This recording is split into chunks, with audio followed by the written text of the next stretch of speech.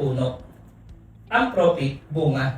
Kung gusto mong kumita ng 100, huwag kang maglagay ng 100. 1,000 ilalagay mo.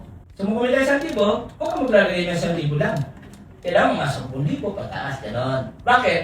Yung puno yung kapital, yung profits, bunga. Diba? Yung mga bunga ng puno, may kasi nakita ng puno yung maliliit pero pwede marami. Diba?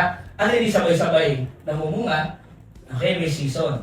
So kung gusto mong maging parang alkansya, hindi naman alkansya, parang printing press money ang trading account mo.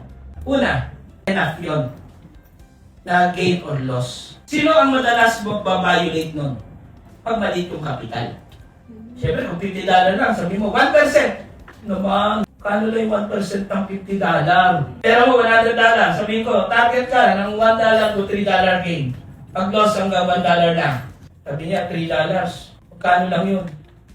Mahal pa yung kape ko sa Starbucks na 20. No? Dito pa naman ako nag-trade. Kulang pa yung kinita ko para dun sa, di ba? Okay. Kaya minsan tuloy, hindi natin ma-appreciate. So, anong gagawin mo? Bobombahin mo. Yung lot size mo, 0.10. No? Pero mo yung $100 mo, kumita ng 80. Wow! Hindi ba yung masaya? May regrets pa yun. Sana, dinagdagan ko pala. Nilakihan ko pa. Yung greed. No? Pumasok. Yan. So, ano nangyayari? Pwedeng amplified reward, pero pwedeng amplified risk. Alam mo yung resulta? Meron akong kaibigan ganyan, pinagmamalaki niya, yung $10 niya, naging 80 in 10 minutes. Ano ba naman? Plus minus 100% ang tayaan mo, kumbaga, no? O, $10. Plus or minus 100%.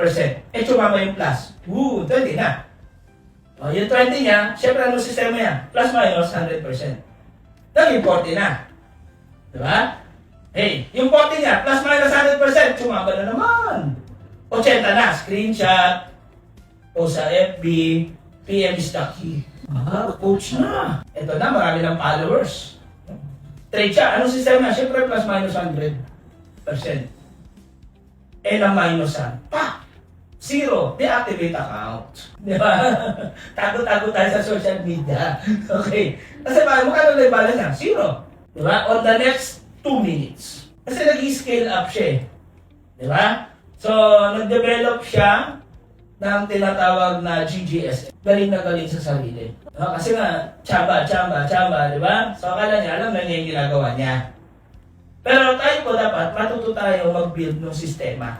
Dito ho, sa LTA, tuturuan mo kayo rito, pati mag-journal ng trades, no? Yung kung baga nakalista, parang may review, parang diary yun. Paano ba kayo nag-trade, no? Titingnan niyo, okay, tama yun o mali, kaya kumita o talo, re-reviewin mo. Okay? Don't just watch others succeed in the market, be part of it. Enroll now at Legendary Trading Academy and start your journey today.